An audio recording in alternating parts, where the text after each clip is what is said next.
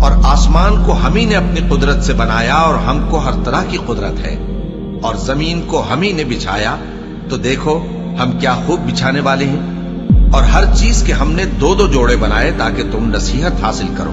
تو تم لوگ اللہ کی طرف دوڑ چلو، میں اس کی طرف سے تم کو صاف صاف خبردار کرنے والا ہوں، اور اللہ کے ساتھ کسی اور کو معبود نہ بناؤ، میں اس کی طرف سے تم کو صاف صاف خبردار کرنے والا ہوں۔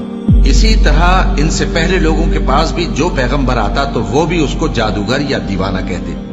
کیا یہ لوگ ایک دوسرے کو اسی بات کی وصیت کر مرے ہیں؟ نہیں، بلکہ یہ شریر لوگ ہیں۔ تو اے نبی ان سے منہ موڑ لو، تم کو ہماری طرف سے ملامت نہ ہوگی، اور نصیحت کرتے رہو کہ نصیحت مومنوں کو نفع دیتی ہے۔ اور میں نے جنوں اور انسانوں کو اسی لیے پیدا کیا ہے کہ وہ میری عبادت کریں، میں ان سے رزق تو نہیں مانگتا اور نہ یہ چاہتا ہوں کہ وہ مجھے کھانا کھلائیں۔ اللہ ہی تو سب کو رزق دینے والا ہے، زور آور ہے، مضبوط ہے۔